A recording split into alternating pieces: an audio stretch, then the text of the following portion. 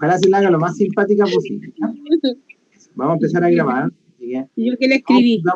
Pongámonos serios, por favor, para que salgamos bien en la foto. Bien. Hoy día vamos a revisar esta temática, que eso es básicamente, no veo ni una cosa. Leyes y normas asociadas al uso de las radiaciones, ¿ya? Por eso le decía, porque generalmente ninguno de nosotros somos abogados en definitiva. Ahora, la finalidad de esto sí es básicamente revisar desde dónde salen las normativas que existen y cuáles son las que existen, en definitiva, que son importantes conocer, ¿ya? No vamos a revisar todas las leyes, porque son varias en definitiva, y si les cuento algunas cosas, les voy a referir solo lo que es más importante, ¿ya? Eso en definitiva. Ahora, tenemos claro que deben existir normas que de alguna manera regulen la actividad con radiaciones, ¿ya? Esto se da básicamente porque la radiación es peligrosa, tenemos que tener, por tanto, resguardo de lo que le puede pasar a las personas con la radiación y con las distintas aplicaciones que uno las utiliza, ¿ya? Entonces, esa es la finalidad que tienen las radiaciones, las normas y leyes en definitiva. Vamos a encontrar que nosotros sí en particular tenemos varios problemas en la legislación. Aquí les voy a referir un poco a qué me refiero, ¿ya? Ahora, ¿de dónde viene toda esta legislación?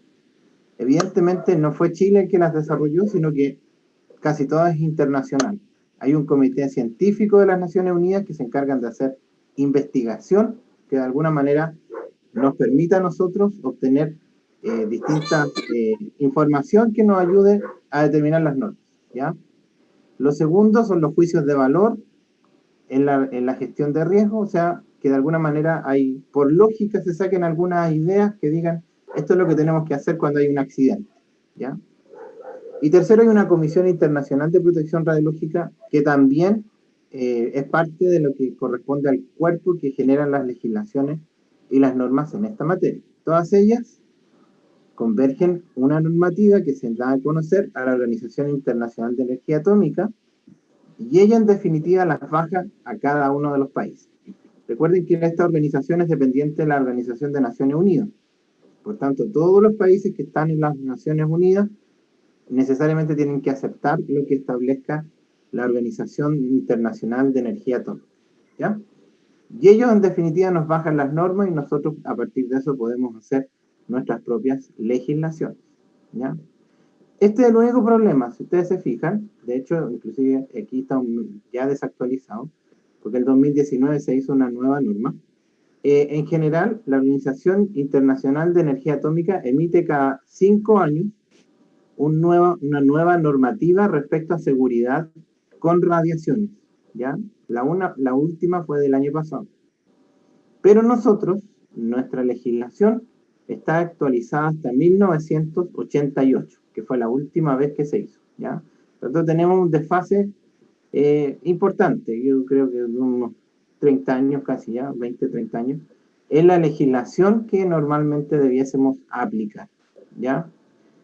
Hay cosas en general que son bien de lógica, que no revisten mucho un problema, pero hay otras que necesariamente debiesen estar actualizadas, ¿ya? Y eso es lo que vamos a ir revisando en las siguientes sesiones.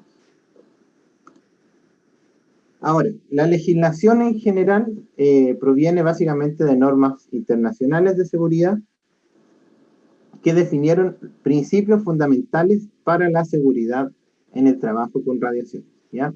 ¿Cuál es el objetivo fundamental de estos principios? Proteger a las personas, el medio ambiente, que fue introducido la palabra medio ambiente en el 87, después del accidente de Chernobyl, contra los efectos nocivos de las radiaciones ionizantes. Eso en definitiva es lo que resguarda los principios fundamentales de la seguridad. Proteger a las personas y el medio ambiente contra los efectos nocivos de las radiaciones ionizantes, ¿ya? Ahora, estos principios en definitiva son varios, son 10, ¿ya? De los cuales 3 son los más importantes, pero igual se los voy a comentar cuáles son todos en general. Primero, tenemos que definir las autoridades. En este caso, todas las personas que van a estar a cargo de la seguridad al usar radiaciones ionizantes, ¿ya? La principal autoridad responsable es la Comisión Chilena de Energía Nuclear, pero no es la única. También se estableció como autoridad al CEREMI de Salud, ¿ya? Y por último, una tercera autoridad es el Instituto de Salud Pública.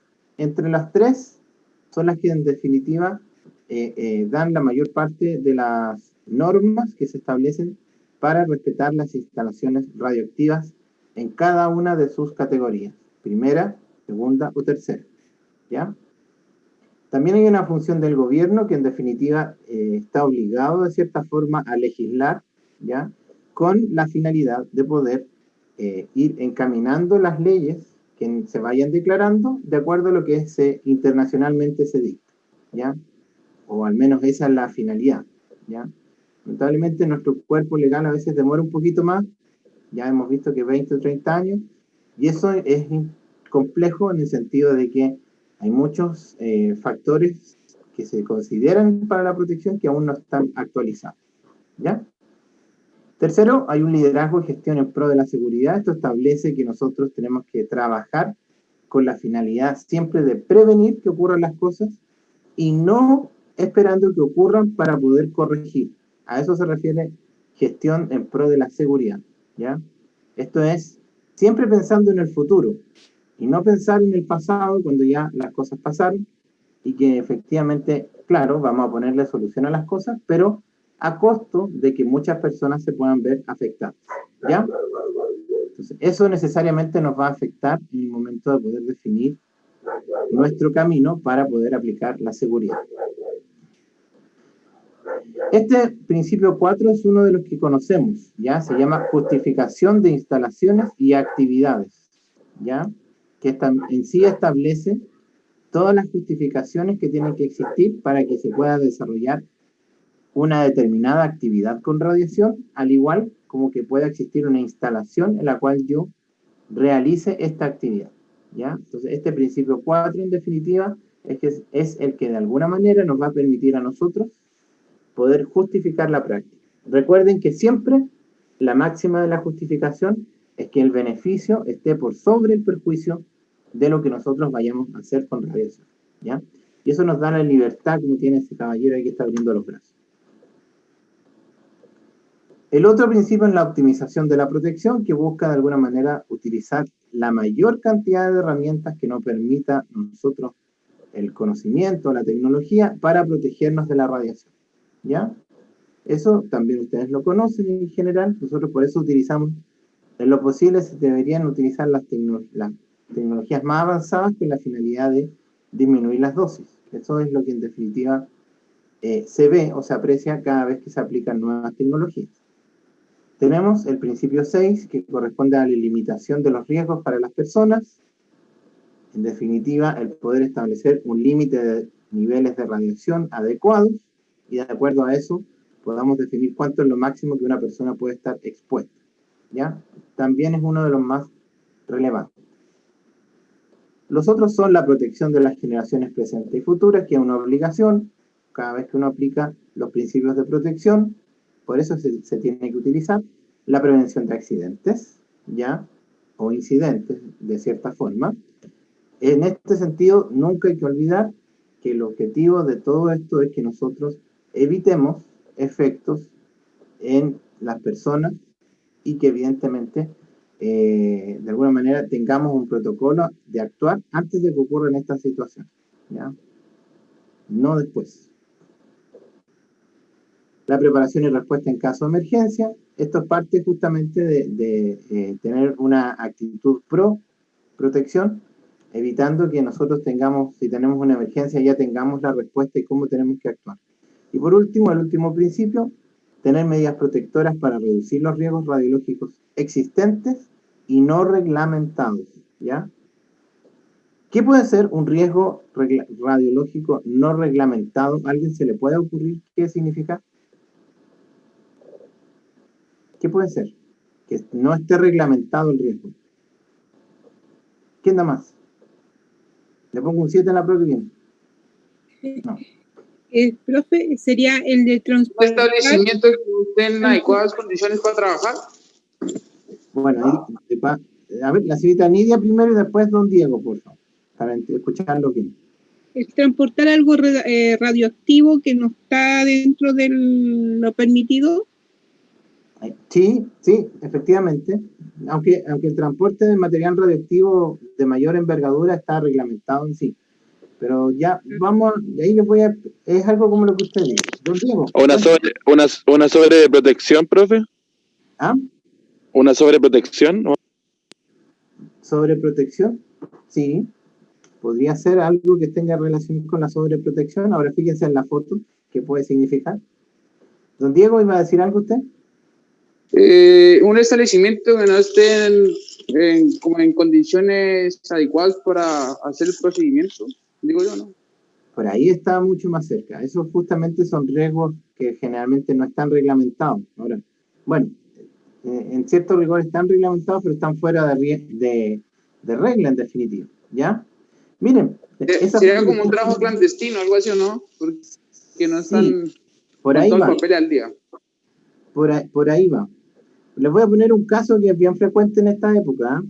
Sobre todo en estos últimos meses. Bueno, se entiende por un lado, pero hay algunos que abusan de esto también. Les voy a comentar esta situación que ustedes ven en la foto. Ven un caballero ahí que está haciendo una medición a una caja amarilla, ¿ya? Esa caja amarilla no fue nada más ni nada menos que en la comuna de Las Condes, donde en una empresa constructora se robaron la camioneta, ¿ya? Como vieron que había algo radioactivo ahí, porque se ve al tiro el símbolo, dice no tocar, elemento radioactivo, etcétera, para llevarse la camioneta, desanclaron la maleta que iba con el material radioactivo y la dejaron abandonada en un parque, como el que ustedes ven ahí. Y después de eso, siguieron su camino con la camioneta robada, ¿ya? Entonces, en definitiva, esto es un riesgo no reglamentado, porque ¿quién iba a pensar que se iban a robar una camioneta? ¿Ya? Sobre todo con una fuente radioactiva de iridio, que es bastante tóxica en general, y es bastante riesgoso si es que sobre todo alguien se acerca a esto y lo abre, ¿ya? Por ese mismo motivo, él está verificando que la fuente todavía esté dentro de la maleta, efectivamente estaba, y posteriormente, después de eso, ellos la recogen y se la llevan, ¿ya? Pero esto implica montar un tremendo escenario porque llega la PDI, Carabineros, Bomberos, el Ejército. Sobre todo que una de las cosas que no se ha cambiado, que es de épocas pasadas, es que todo lo que tenga que ver con material radioactivo está en directa relación con el Ejército de Chile. De hecho, ¿cómo se llama? El reactor nuclear arriba, cuando uno va a entrar, tiene apostado en la esquina un batallón de ejército de Chile antes de que uno pueda ingresar. ¿Ya? De hecho, ellos son los que de alguna manera dan el ingreso o rechazan el ingreso de las personas. ¿Ya? Entonces, todas estas personas de alguna manera involucradas tienen que ir a rescatar esa fuente y después llevarla. La idea es que justamente yo tengo medidas para poder hacer un sistema de organización para controlar estas situaciones como las que ustedes ven. Son más frecuentes de las que ustedes piensan. De hecho, hay una estadística que maneja la Comisión Chilena de Energía Nuclear que al menos ocurre casi 25 o 30 veces en el año. Sobre todo que las camionetas que llevan estos aparatos son las camionetas más caras que son las que se utilizan en la minería, en la construcción. Entonces, es frecuente que pueda pasar esta incidencia, ¿ya? Y pasan Profe, muchas otras cosas más que uno no tiene ni idea. Dígame. ahí hace referencia a la distancia, el tiempo y el blindaje, ¿no? Siempre te tiene que aplicar. Ahora, evidentemente aquí se aplica de manera diferenciada dependiendo del escenario en el que se encuentre. ¿Ya? Pero siempre se aplica. Veamos, ¿qué reglamentos son los que les voy a conversar todos estos? ¿Ya? No es algo que voy a hacer tan específicamente, pero es importante algunos acápites que los conozcan. La ley 18.302, que es la ley de seguridad nuclear. Esa es la más importante, ¿ya? Básicamente porque establece definiciones y establece varios aspectos que están relacionados con decir quiénes son los responsables, etc. ¿Ya? Hay unos alcances en la ley 18.730 también, que van asociados al transporte, aunque aquí también van a ver que hay reglamentos de protección radiológica, de transporte aéreo de sustancias y autorizaciones que de alguna manera están reglamentadas también para saber quiénes pueden operar equipos, quiénes pueden manipular sustancias radioactivas y por último, quiénes son las personas que en definitiva también o qué instalaciones pueden estar autorizadas o no para trabajar. Ahí está un poco lo que dijo don Diego Noreña, que es importante que instalaciones tengan autorizaciones y no funcionen de manera clandestina, porque si los llegan a supervisar, les va a llegar la pena del infierno. ¿Ya? La Ley de Seguridad Nuclear, por si acaso, es un marco legal. O sea, eso quiere decir que son un montón de normas y leyes que regulan el uso pacífico de las radiaciones ionizantes. Ese es el esencial. Y es lo que pide en todo caso el organismo internacional, que uno tenga esta Ley de Seguridad Nuclear. ¿Ya? Y se dé protección a las personas, los bienes y el medio ambiente. ¿Ya? En esto se define, en esta Ley de Seguridad Nuclear, las instalaciones en las cuales nosotros vamos a trabajar con radiación. Y hace mucha referencia y diferencia entre lo que es una instalación nuclear, que es el reactor nuclear de la Reina en particular, o el de Los Aguirre, y las instalaciones radioactivas, ¿ya? Que son en las que nosotros trabajamos. Nosotros trabajamos en uno de los tipos de instalación radioactiva que existe, que es la tipo 2. Y las personas que trabajen en radioterapia van a trabajar en la instalación radioactiva tipo 1, ¿ya? Así que eso en definitiva es un poco lo que uno al menos tiene que conocer y está establecido en la Ley de Seguridad Nuclear. Aquí van a encontrar... Profe, ¿puedes repetir la diapositiva anterior? Sí, por supuesto. Por favor. Lo que les comentaba en definitiva es que dentro de la Ley de Seguridad Nuclear se establece lo que es una instalación nuclear y una instalación radioactiva, ¿ya? La única diferencia entre las dos es que la nuclear está diseñada de cierta forma para trabajar con isótopos de alta energía y son específicamente los reactores nucleares, ¿ya? Nosotros tenemos dos en Chile. Uno activo y uno pasivo. Uno que está abierto y funciona, que es el reactor nuclear de la Reina, ubicada en la falla de San Ramón, ¿ya? Y el segundo es el reactor nuclear de Los Aguirre, que es un reactor chiquitito, está apagado porque la piscina nunca se llenó de agua, pero ahí también trabajan con otros elementos radioactivos. De hecho, en el de Los Aguirre es donde se esterilizan generalmente los alimentos y todos los insumos clínicos mediante radiación, ¿ya? Ahí se hace ese trabajo. Y lo otro son instalaciones radioactivas, que son lugares en los que se aplica radiación, pero de mucha menor envergadura, ¿ya? Y estas instalaciones pueden ser de primera, segunda y tercera categoría. La primera también está en reactor nuclear, ¿ya? Involucrado, pero la ley los diferencia en base a también establecer que la Comisión Chilena de Energía Nuclear juega un rol importante, ¿ya? Pero la instalación radioactiva de primera categoría son los reactores nucleares y las instalaciones de radioterapia. Las de segunda categoría son las instalaciones médicas de diagnóstico. Y en tercera categoría, las instalaciones ya de menor energía que se basan principalmente en usos industriales o en otros usos de la radiación de menor envergadura, ¿ya? Ah, ya. Eso. No sé si ustedes saben, una instalación radioactiva, ¿qué forma tiene? ¿Alguien me puede decir? ¿Es un edificio? ¿Es una casa? ¿Qué es? ¿O es un objeto? ¿Qué piensan ustedes? Tiene que ser como un edificio tipo búnker, una cosa así. Un edificio blindado, me imagino yo, así como... Bonito. ¿Sí? ¿Y puede ser un objeto?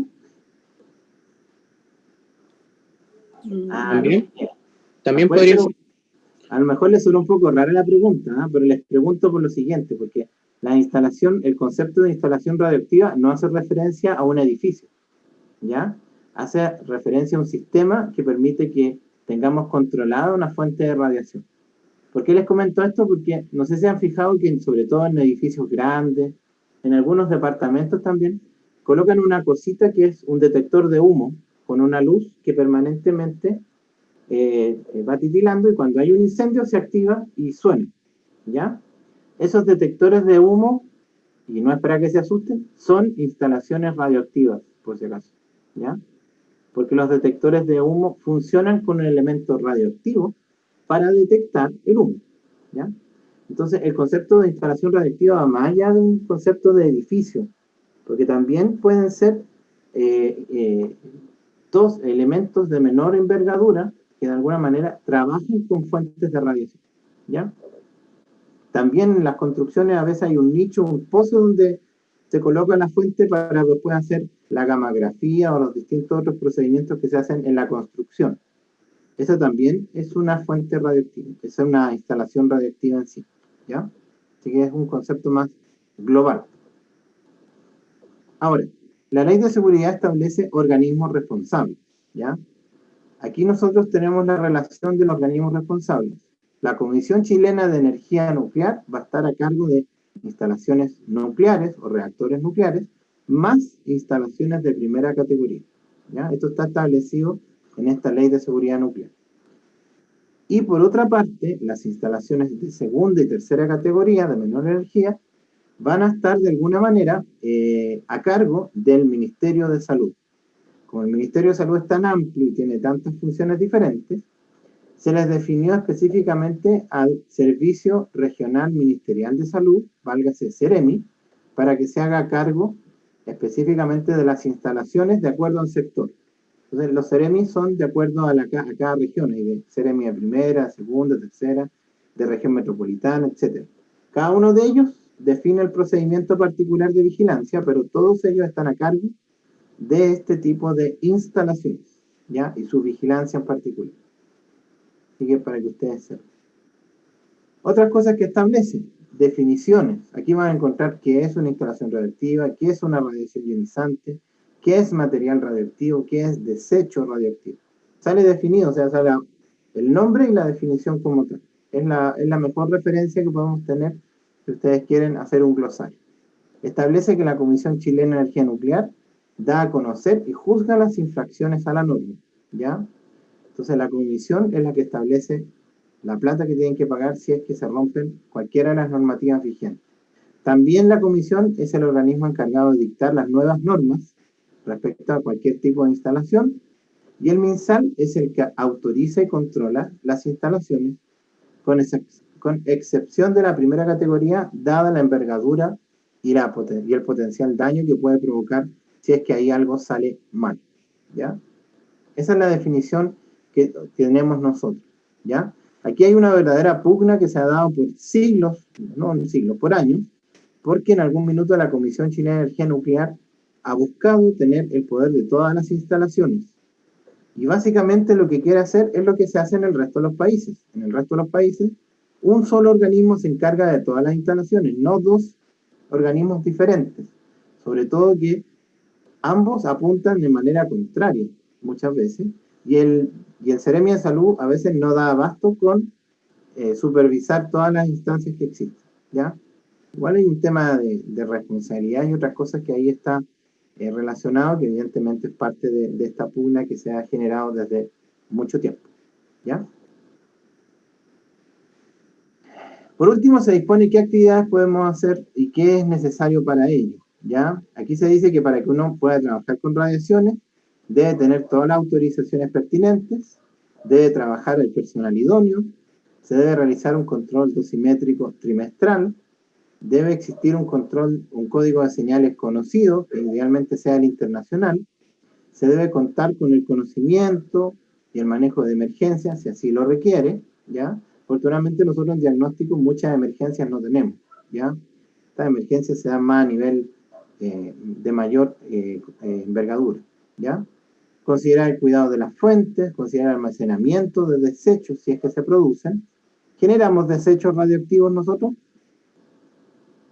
¿Qué creen ustedes? ¿Un tubo de rayo X genera desechos radioactivos? Sí. Sí. ¿Segura? Recuerden que los tubos de rayos X funcionan con energía, ¿ya? Y una vez que se apagan, no dan más radiación, ¿ya? Por tanto, no generan desechos radioactivos, ¿ya? Pero sí los generamos en otra área, ¿ya? Cuando estemos en el taller, les voy a dar una introducción para que ustedes lo puedan entender de lo que respecta a medicina nuclear, ¿ya? A todo esto, a las personas que no puedan hacer el taller, les voy a hacer un video en donde evidentemente les voy a mostrar toda la actividad que hicimos en el taller, ¿ya? Que va a ser más dirigido. Si alguien quiere repetirse la película, se la repite, sin problema, ¿ya? Pero para que ustedes sepan de que esa va a ser, al menos en esta asignatura, la actividad que vamos a realizar, en donde les voy a ir de alguna manera relacionando las fuentes de radiación, los materiales que utilizamos para protección y otras cosas más, ¿ya? Así que para que no se sientan desprovistos si es que no pueden asistir.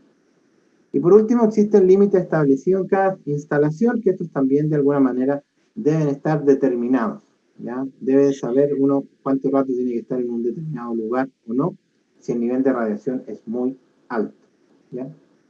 Estos dos puntos últimos son de medicina nuclear, porque en medicina nuclear nosotros inyectamos una sustancia radioactiva en el paciente, pero la aguja, la mariposa, la jeringa y los guantes que utilizamos para hacer ese procedimiento se contaminan con radiación. Y esos son desechos radioactivos, ¿ya? Por eso no los podemos botar en la basura común y tenemos que tener una disposición especial. Ahí es donde utilizamos esto que les comento, ¿ya? Al igual que los límites de la instalación, porque en los laboratorios de medicina nuclear hay lugares donde hay mayor radiación que en otros en particular, ¿ya? Se llaman lugares calientes, por nivel de radiación que poseen, no por otra cosa, ¿ya? Las autoridades responsables deben inspeccionar toda instalación, ¿ya? Desde que se abre y de manera permanente, en un rango de tiempo largo. Ahora, si me preguntan, llevo 13 años trabajando en el servicio público y en el mismo lugar, ¿ya? ¿Cuántas veces nos han inspeccionado? Una. Así que por lo menos una cada 13 años es algo, ¿ya? Pero evidentemente falta mucha en este aspecto inspección. Y frecuentemente las inspecciones se van a producir cuando hay alguien que denuncia muchas veces estos centros, ¿ya? Tuve un tecnólogo médico que pasó por una situación bien compleja porque tuvo problema con uno de sus empleados y el empleado le mandó al Ceremi y el Ceremi se presentó y inspeccionó todo, ¿ya? Lo que era de la instalación no había ningún problema. El tema es que cuando les pidieron las autorizaciones de desempeño en instalación radioactiva, había una persona que no la tenía, ¿ya? Y les pasaron una multa que es bastante alta.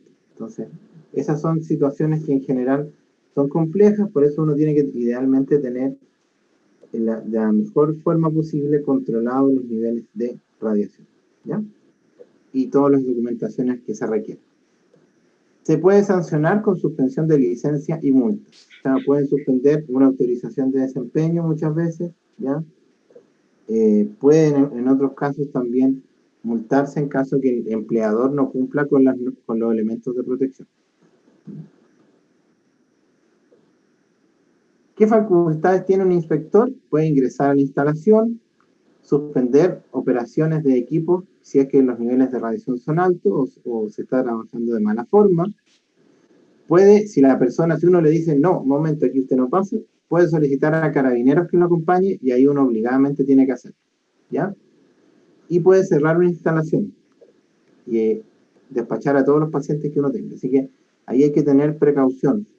La idea es que si uno tiene errores o situaciones que no sean correctas dentro de una unidad, si uno conversa con el inspector, de hecho el inspector no suspende de manera inmediata, exceptuando si se da la situación que nosotros le negamos la inspección. Si se le niega el paso, va a suspender al tiro. Si no, va a conversar con nosotros y nos va a decir ya, tiene un plazo de 30 días para que usted corrija toda situación que exista en esta unidad, si no se le va a pasar una multa, ¿ya? Y ahí en 30 días después él va y vuelve a revisar. Y si se corrige, no pasa nada, ¿ya? Va a facilitar, el responsable de instalación debe facilitar la inspección, dar avisos de accidentes o incidentes, ¿ya? Y proporcionar toda información que sea necesaria. Eso es lo que respecta a la ley de seguridad nuclear, por si acaso. Ya establecen definiciones, tipos de instalaciones y todos los requisitos que se deban tener, así como también establece la facultad de la inspección de estas instalaciones, ¿ya? Existe otra norma que es el decreto 133, que es el de reglamento sobre autorizaciones de instalaciones, personas, equipos, etcétera, ¿ya? Aquí solamente lo que se hace es revisar que la instalación tenga los elementos necesarios para trabajar y que las personas también tengan las condiciones particulares para que puedan manipular y trabajar con equipos que emiten radiación, ¿ya? Hay distintas autorizaciones, la idea es que uno vaya cumpliendo con la mayor parte de ellas. Autorización de funcionamiento de la instalación, autorización para el funcionamiento de los equipos emisores de radiación, autorización para la utilización, manipulación, operación de sustancias radioactivas, esa es una sola, autorización para traer elementos radioactivos, sacar elementos radioactivos del país, vender elementos radioactivos, distribuirlos y almacenar, ¿ya? Hay dos empresas que aquí en Chile son los encargados de importar, exportar, vender y hacer todo lo que tenga que ver con elementos radioactivos, ¿ya? Una de esas empresas es la Comisión Chilena de Energía Nuclear, que a pesar de que es pública, esa parte la manejan muy bien en lo que respecta sobre todo a los costos que puede llegar a distribuir. Y la otra es una empresa que se llama CGM, que está a cargo de importar cosas, sobre todo desde Argentina, que es uno de los países que más sustancias radioactivas produce, ¿ya? ¿Por qué Argentina en general? Primero porque es el mejor productor de elementos radioactivos y segundo porque es nuestro vecino, ¿ya? Los elementos radioactivos, salvo el uranio, no lo podemos traer de otro país, porque imagínense, compramos tecnecio a Estados Unidos, demora 20 días, o sea, para empezar, cuando lo tengamos que pedir, tendría que tener casi la energía de una bomba nuclear para que llegara la cantidad que nosotros necesitamos. Entonces, siempre la importación se hace en lugares o países que son muy cercanos, ¿ya? También hay autorización para el abandono y desecho de sustancias radioactivas. No sé si nos da el tiempo para que hablemos más adelante de esto en general, pero esta normativa antes no existía en ninguna parte y se obligó a que los países la tuvieran por un hecho producido en una ciudad brasileña, ¿ya? Hay muchos reportajes de esto, pero están todos en portugués y con suerte le pego al inglés, así que al portugués menos, ¿ya?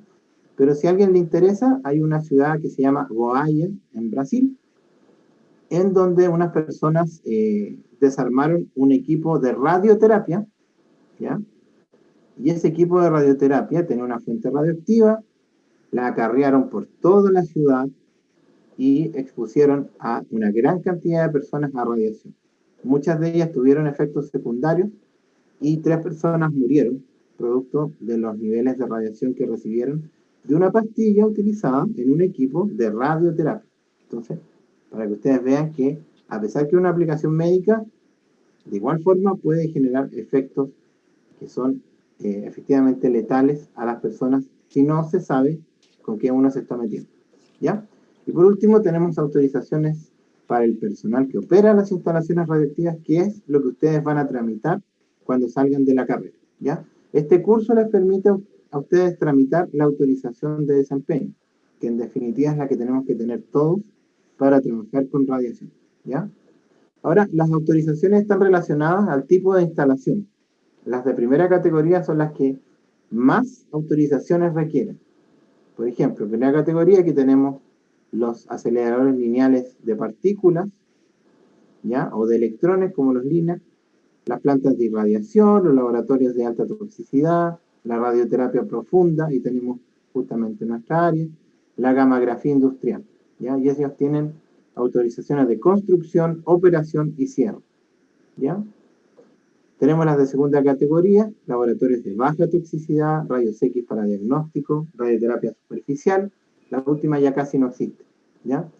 Y estas requieren autorizaciones de operación y cierre definitivo. Y por último, tenemos las fuentes selladas, los estimuladores cardíacos, los rayos X para control de equipaje y un montón de cosas más, solo requieren autorizaciones de operación, ¿ya?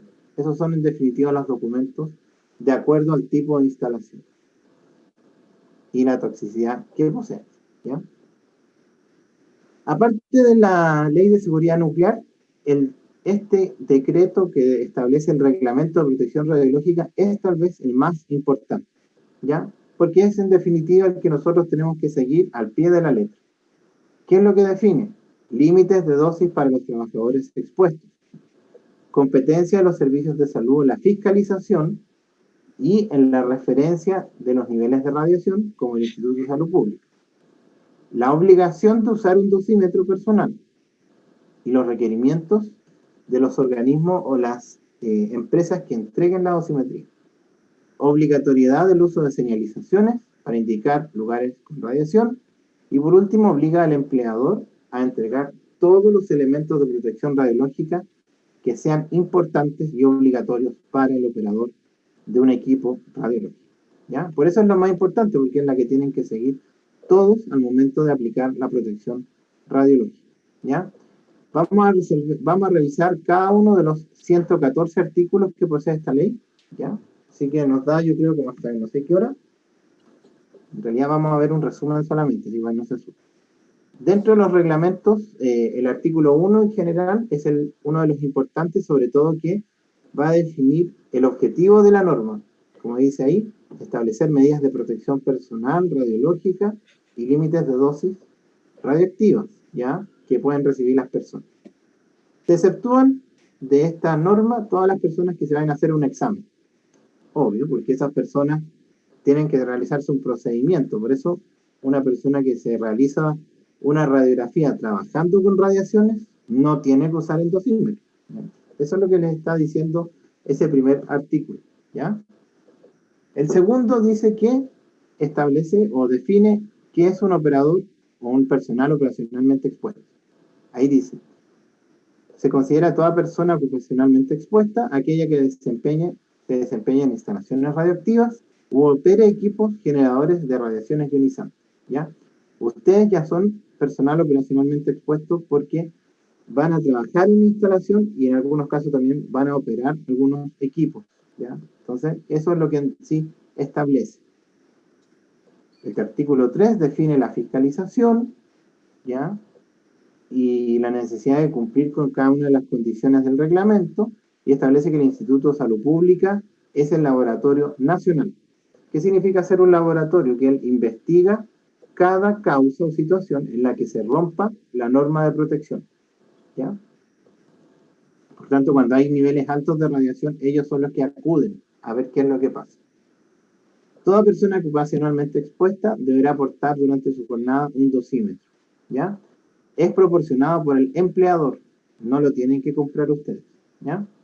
Por eso nosotros también se lo damos y no les cobramos por eso. ¿Ya?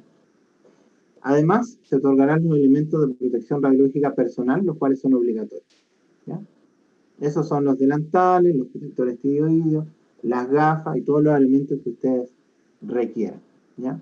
Se fijan de aquí, del 4 nos saltamos al 12, vamos súper rápido. Los límites de dosis para trabajadores expuestos son, y aquí los vamos a ver a continuación. Analicémoslos bien. Para cualquier persona expuesta a radiación o trabajador expuesto, a cuerpo entero, gónadas y médula, son 50 milisievert al año. ¿Ya?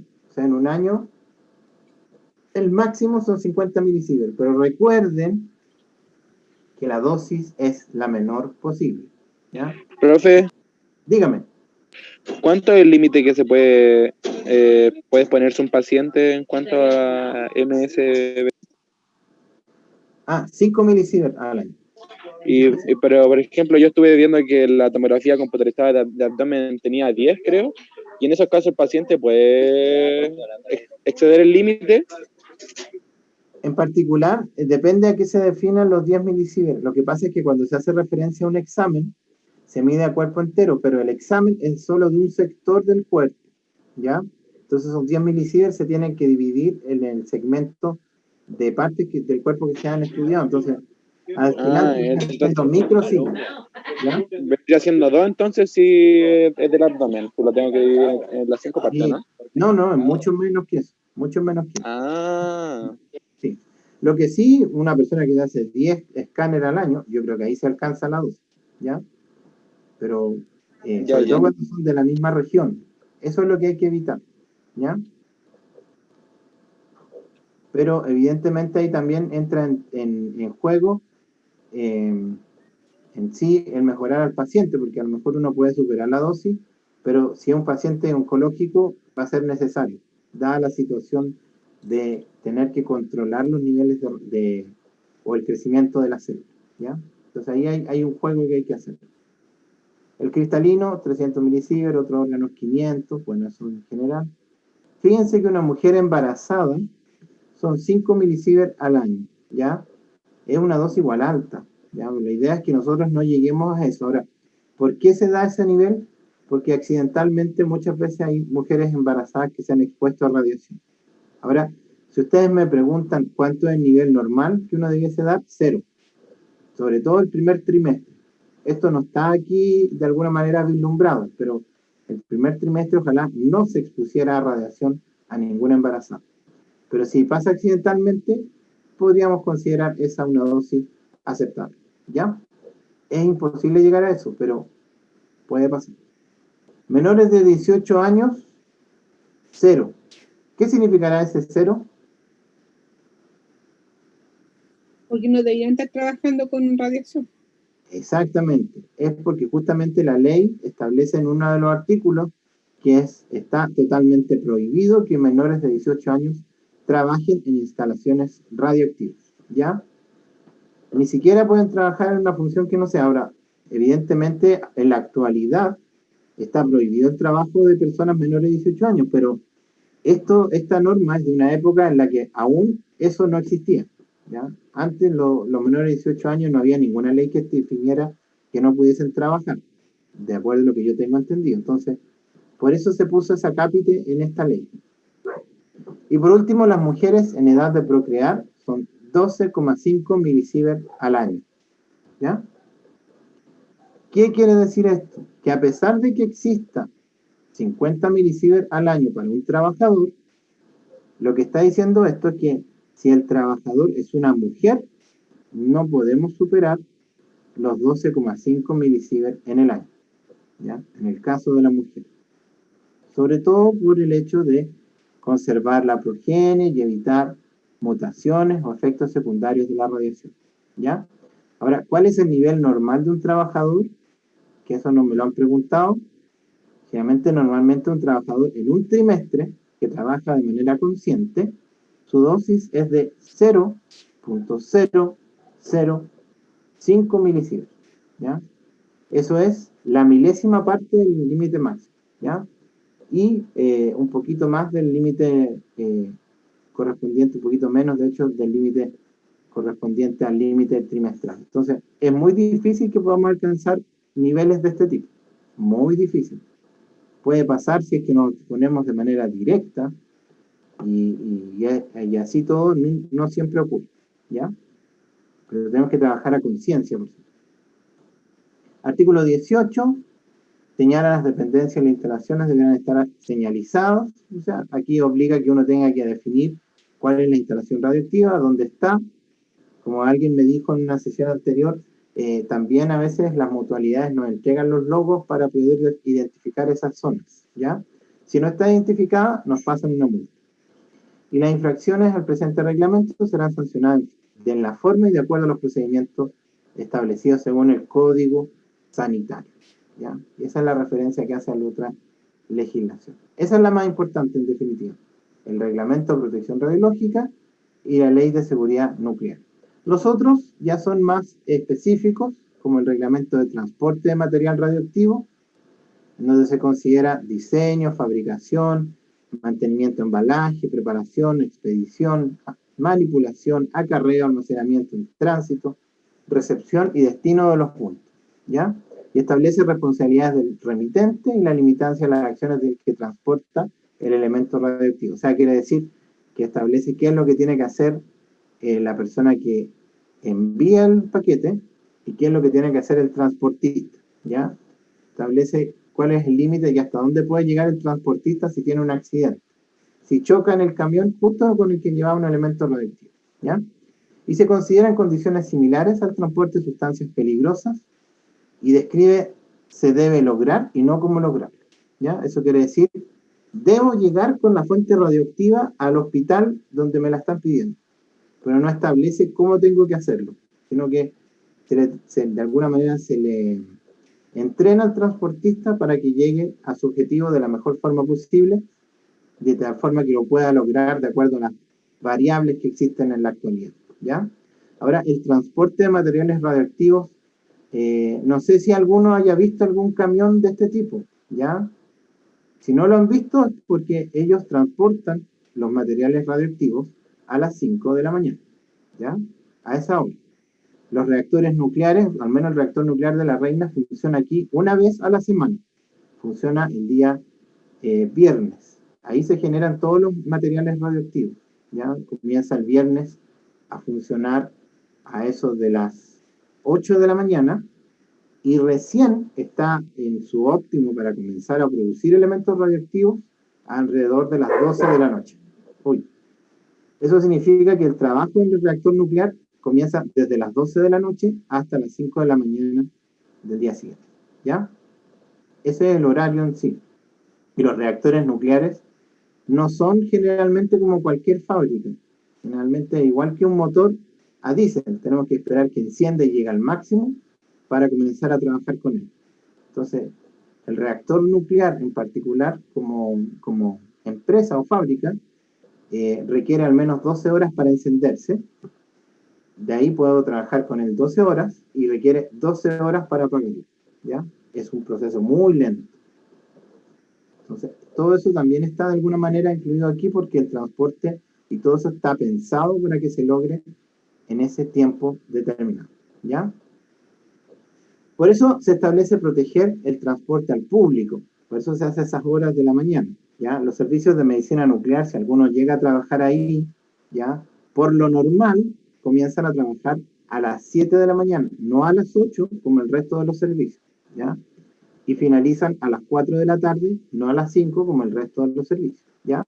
Tiene un desfase en horario justamente por este aspecto que yo les comento. Se define que el material radioactivo tenga una actividad determinada, ¿ya? Al momento de medirlo desde la camioneta, ¿ya? Se evalúan los transportes que son más críticos, porque generalmente transportar materiales de mayor energía, y la mayor parte de las sustancias se transportan en bultos tipo C, ¿ya? Aquí yo les voy a mostrar qué es un bulto tipo C. Generalmente es un sistema que permite que yo lleve este material radioactivo desde la central nuclear o el lugar donde se fabricó hasta el hospital o el centro que lo requiere, ¿ya? Para esto, generalmente, esta caja debe aguantar temperaturas de los menos 40 a los más 70 grados Celsius. Tiene que tener aguantar una presión de la cuarta parte de una atmósfera, ¿ya? O sea, presiones muy bajas en general, que son los que más las pueden afectar. Tiene que tener un sistema de contención, un blindaje, elementos separadores y contenedores externos, ¿ya? Esto lo voy a mostrar a modo de ejemplo, y aparte que, si, como les comenté, trabajan en medicina nuclear, a ustedes les va a llegar esta caja en la mañana. ¿Qué contiene la caja? Primero tiene la fuente radioactiva que está introducida en un vial o en un frasquito de estos de medicamentos muy parecidos a los de la penicilina. Ese vial va dentro de un contenedor de plomo, ¿ya? El contenedor de plomo se sella con una cinta amarilla que dice material radioactivo, que no es el caso de aquí porque esta foto es del año 10, pero es parecido, ¿ya? Y ese contenedor de plomo se coloca dentro de esta especie de receptáculo de poliuretano o de Plumavit, ¿ya? Y ese receptáculo va dentro de un tambor de acero muy parecido al de las conservas, ¿ya? Y se sella igual que una conserva. Una vez que es sellado como una conserva, se mete dentro de una caja. La caja tiene estos separadores que evita que se muevan, y esa caja recién se sella, se tapa y se envía, ¿ya? Y afuera se le colocan unas etiquetas como esta, donde dice la actividad del material radioactivo, ¿ya? El cartón de la caja, la lata y todo lo que está involucrado tiene que resistir una fuerza tal que yo sea capaz de dejar caer una barra de acero de 20 kilos y no deformarse, ¿ya? Que es más o menos lo que podría pasar si es que el camión tiene un accidente. Evidentemente se vuelca. La idea es que ojalá el material radioactivo y todos los depósitos no se destruyan, ¿ya? Por eso es que de alguna manera se blinda de esa manera. Hay pruebas que generalmente se hacen con los envoltorios con la finalidad de conocer y saber si son eficaces, ¿ya? Peor es si es que lo que se transporta es el material radioactivo con el que trabaja el reactor nuclear. Eso se los puedo mostrar en otra sesión, ¿ya? Bien.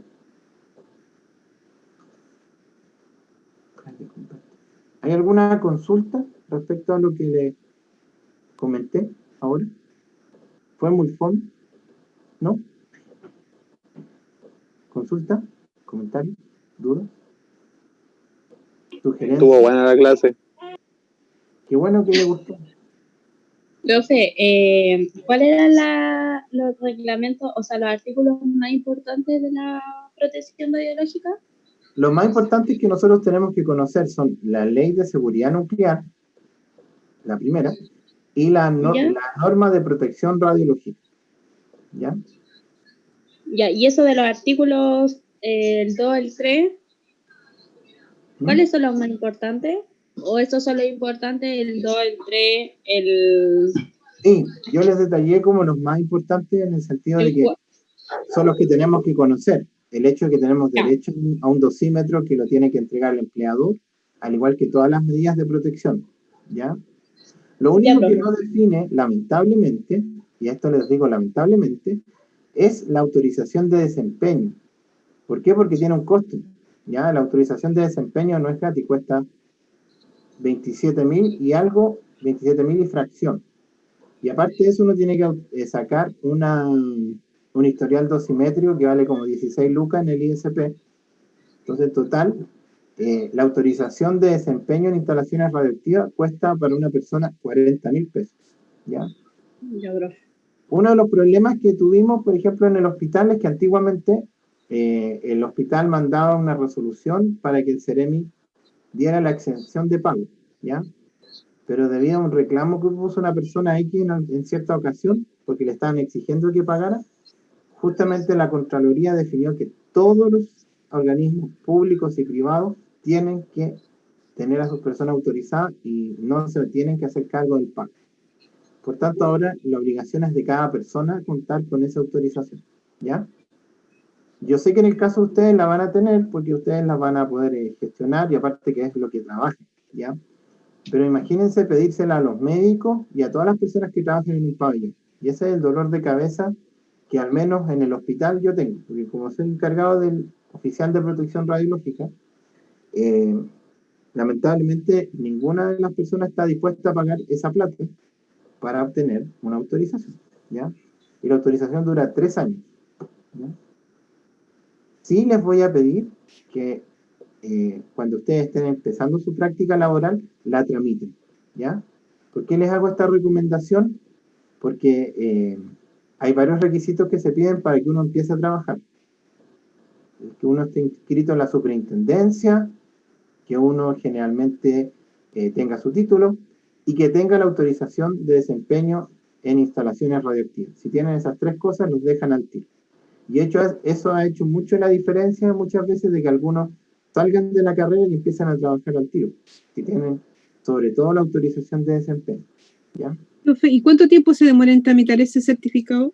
Ese es el problema porque yo le voy a entregar un certificado de protección radiológica ya el otro año. De hecho, usted lo va a poder descargar de internet. Así que no hay ningún problema. Lo guarda, por favor, sí, porque las copias del instituto las cobra, así que no, eso se está grabando. Bueno, no importa. La idea es que lo guarde, ¿ya? No lo pierda, para que no tenga que pagar otro, ¿ya?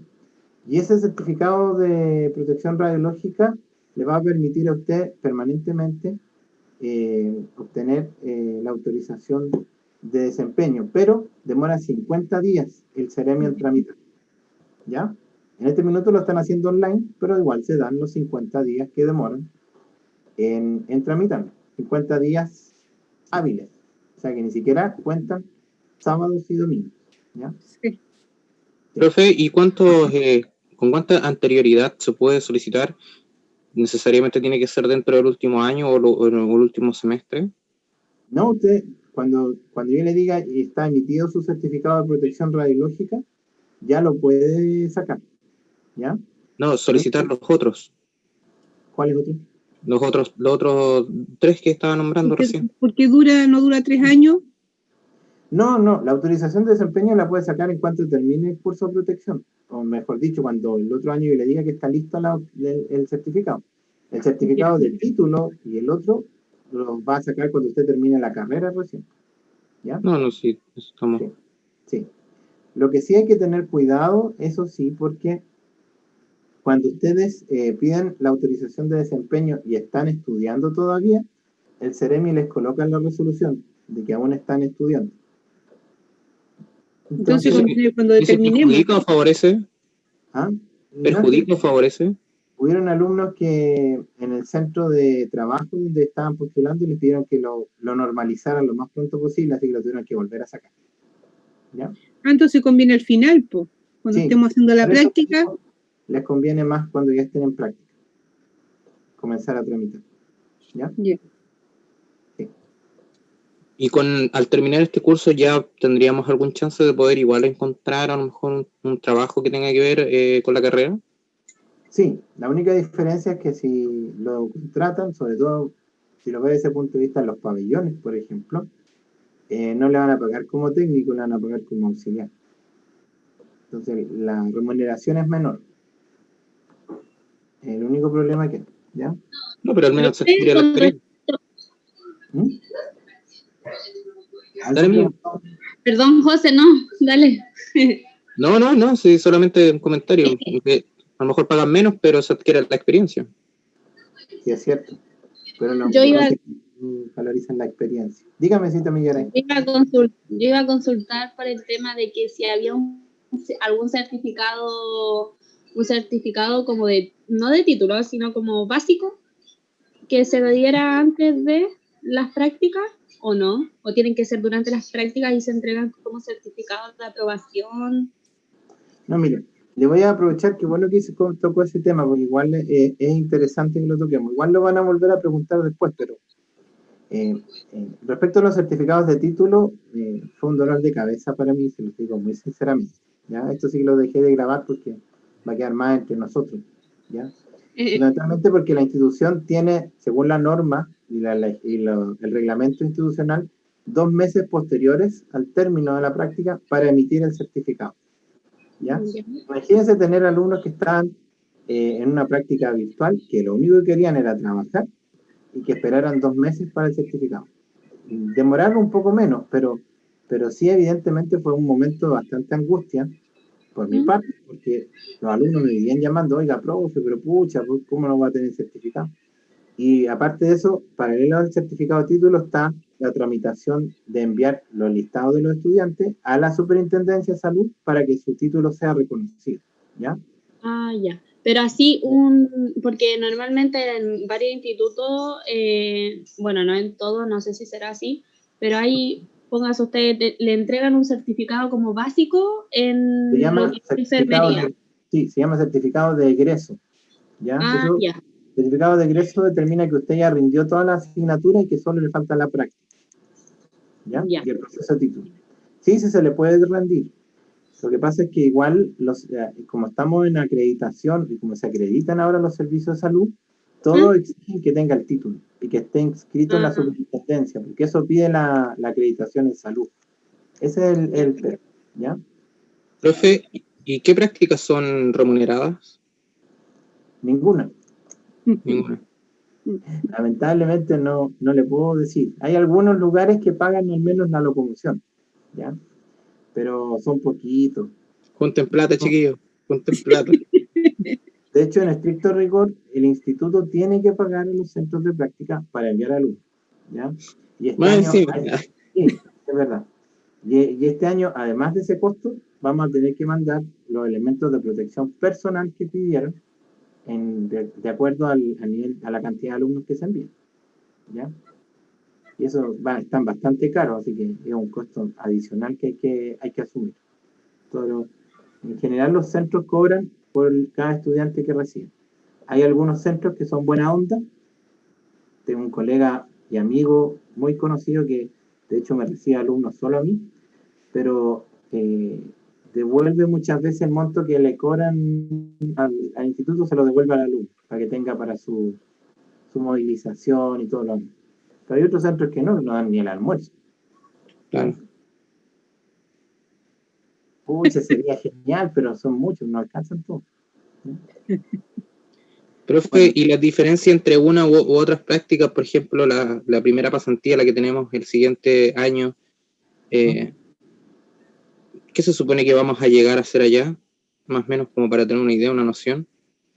Mire, en estricto rigor debería ser solo de observación la primera, ¿ya? Pero comúnmente lo que pasa es que los tiran al choque al tiro. Sí. Y es la mejor forma de aprender, no crean, ¿eh? Porque Sí. todos ustedes son esenciales para los servicios. De hecho, generalmente en los hospitales les gusta más recibir técnicos que tecnólogos en práctica.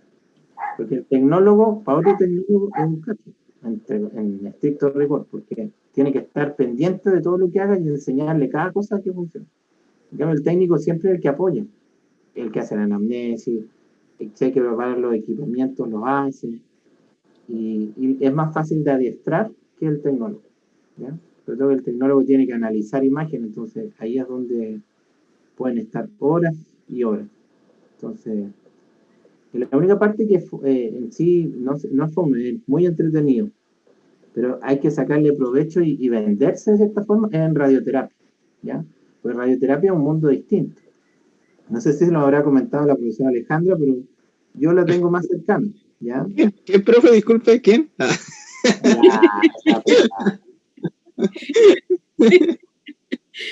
Bueno, Le hicimos hasta un meme, profe. Déjeme decirle que le hicimos hasta un meme. De ahí se lo vamos no me lo muestre mejor, no me lo muestre. ¿Ya? A la nombre mejor. Bueno, en radioterapia, en definitiva, ahí es como uno cae. ¿En qué sentido va? Si hay que la persona es proactiva y todo, lo dejan hacer lo que ella quiere, ¿ya? Pero si no, no le van a decir nada y lo van a dejar parado como un mueble dentro del servicio, ¿ya? O la unidad, ¿ya? La idea es que no se sientan mal. A lo mejor sí es bueno conversar con el supervisor para que les dé algunos lineamientos de cómo actuar en esa situación, ¿ya? Ahora, como tenemos pensado en realizar las prácticas el otro año, yo creo que va a ser bastante bueno, en el sentido que idealmente la idea es dar unas pasantías antes de hacer práctica propiamente tal para que también tengan un bagaje distinto, conozcan más de cerca los sistemas y equipos que se utilizan, ¿ya? ¿Qué diferencia tiene la pasantía? Que una pasantía generalmente es un docente del mismo lugar, donde los vamos a hacer pasar por grupo y les muestro las máquinas, cómo funcionan, qué es lo que se hace. Como primer acercamiento íntimo a esa... Profe, ¿y uno puede escoger el punto donde puede hacer la práctica o ustedes le asignan a uno? No, eso lo defino yo, ¿ya? A lo mejor ni yo lo defino, pero porque hay una coordinadora de práctica. Pero en definitiva yo los voy de alguna manera colocando de tal forma de hacer también rotaciones a medida que van avanzando, ¿ya? Porque todos los centros son distintos. Y no se engañen, porque a veces hay gente que piensa que los hospitales es el mejor lugar para aprender. No tengo, ¿viste? Se escucha como el último. ¡Oh! Está como el volcán, está como el volcán. Profe, Dígame, no se preocupe. oiga, ¿y tienen para hacer práctica en San José? Ah, ¿quiere ir a la carnicería? Sí. Sí hay, sí hay. Me Profe, reciben harto alumnos, pero... Profe, ¿y en el oncológico? No, ahí me reciben harto alumnos. Porque yo soy del oncológico, profe. Ya, te está vendiendo ya, don Diego, ya se está vendiendo. ¿Y No, dónde profe, trabaja usted para pasarlo a ver? en el Instituto Nacional del Cáncer. No, sí sé, pero ¿en qué área? Ah, en infraestructura, profe. Ya, lo voy a pasar a ver un día. Ya, profe, acá lo recibo con las puertas abiertas. Gracias, gracias. ¿Ya? Bueno, tenemos ahí el San José, el Roberto del Río, el Cáncer. El J. Aguirre también, que está atrás. Esos son los que tenemos en esa área. Zona Sur, tenemos el Ezequiel González Cortés, el Barros Luco, lo estamos jugando en este minuto. El Cáncer Sur, que también está por detrás del Barros Luco. ¿Ya? Lucio Córdoba, que está dentro del Barros Luco también. Nos falta, eso sí, ahí el Trudó, pero el Trudó no tiene tanto como contra. Entonces, en este minuto, nosotros al terminar ahora protección radiológica, usted se demora un poco en entregar el certificado, pero ya podríamos buscar, en este caso, centro, aunque paguen como auxiliar. Y hay gente... Auxiliar de aseo, sí, pues. Pobre. Pero chiquillo, ya está bien, mire el lado bueno. Yo lo estoy viendo así como, pucha, si después me tengo la opción de, no sé, pues de estar en radioterapia en algún otro lado, me imagino. Vaya a andar instalando cables. Pero es que, por eso, pues, esa es la idea, pues salir del rubro y empezar a buscar ya algo que tenga que ver con hospital. Oye, Va a pero estar yo diría, no sé, pero yo diría buscando en el fichas. aeropuerto igual se puede, po. En el aeropuerto igual podemos trabajar, tenía entendido, con el curso de radiología. Cortando voides. También. Un buen trabajo. Oiga, profe, Buen todavía trabajo. no. La morgue también es un buen trabajo. ¿Qué cosa no te escuché? En la morgue, dice. Yo también, vamos. Yo soy muy miedoso, pero no, ni cagar dos trabajos y soy muy miedoso. Donde Oiga, yo profe, trabajaba en el área de dental, había una persona que hacía de protección, o sea, hizo el curso de protección radiológica y hacía las panorámicas. Sí, No le también. pagaban mal. No. Ya, También Rubén, tengo en la te voy a pasar mi currículum. También hay gente en la parte dental. Ahora, la parte dental igual es de los técnicos en odonto, pero yo tuve una alumna que trabajaba en la escuela de odontología de la Chile. De hecho, hizo la práctica en su trabajo al final. Y me dijo que si alguien necesitaba en algún minuto ir, también es una posibilidad. ¿Ya? Así que todo es posible en esto. La idea es que no cierren caminos, sino que los abramos, para que podamos ver más cosas. ¿Ya? profe, todavía no tiene el protocolo de los talleres. ¿Ustedes dicen de protección? El protocolo que cuando ingresemos en clase a los talleres, ¿lo tiene? ¿O podría mostrarlo ahora? El jueves se los voy a mostrar, el jueves. Sin falta. ¿Ya? Ya. Sí. Para que sepan. Ya, Ya, profe. joven. El jueves nos vemos nuevamente. El jueves estoy clarito. El sábado, profe. El sábado. Uy, estoy mal. Sábado en 2 jornadas, AM y PM. Sí. Profe, ¿Ya? ¿hasta qué hora está la prueba el sábado? Porque me tocó trabajo. ¿Hasta qué hora tiene habilitado el sábado la prueba? Oiga, 24 horas, yo creo, desde las 8 de la mañana del sábado hasta las 8 del domingo, ¿puede ser? Genial, sí, porque me tocó, no sé hasta qué horas tengo el sábado. La profe Marlene también iba a cotizar. Profe, ¿cómo nos fue con los talleres? Sí. ¿Cómo La nos fue profe con el trabajo? Mañana les voy a dar esa información. ¿Ya? Profe, Voy a conversar con Luis después. Profesor, la profe Marlene iba a ponerse de acuerdo también con la prueba. Ella Sí. que no sabía cuándo la iba a hacer.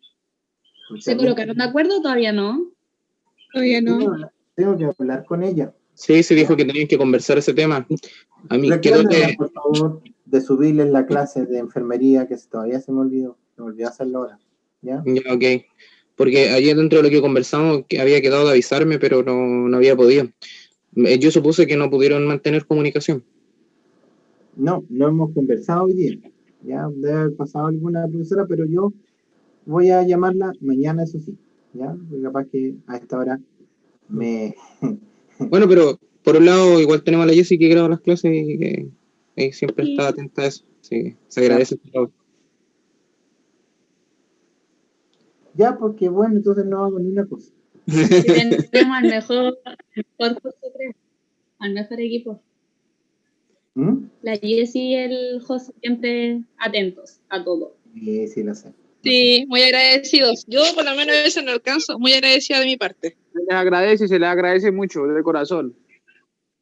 Sí, chicos. Sí, ojalá sigan todo el año haciendo.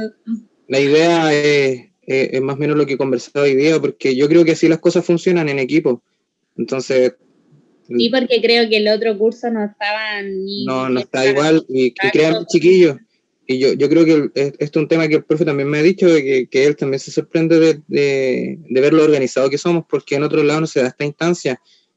Entonces, bueno, uno igual, aunque no lo crean, es afortunado. Yo me siento afortunado de participar con esta calidad de personas, de alumnos, porque al fin y al cabo acá siempre pueden haber diferencias, una crítica constructiva, pero el grupo se respeta, no hay mayores incidencias, no hay falta de respeto tampoco en los WhatsApp, están atentos dentro de toda a la información, Y esas cosas uno también las valora y podemos avanzar. A diferencia del curso de la mañana, que ellos sí tienen diferencias, es complejo, hasta el mismo profe puede decir que hacer una reunión con ellos es complejo, porque no todos saben que van a tener la reunión, no tampoco están hechos los canales como los tenemos nosotros. Y hoy día fue chocante. De saber si saben, pero de hecho hay varios que son bastante agradecidos en ese aspecto, pero ahí hay otra cosa. Yo creo que va un poco en el grado de inmadurez todavía que ellos tienen. No, a veces hay realidades distintas. Sí, Sí.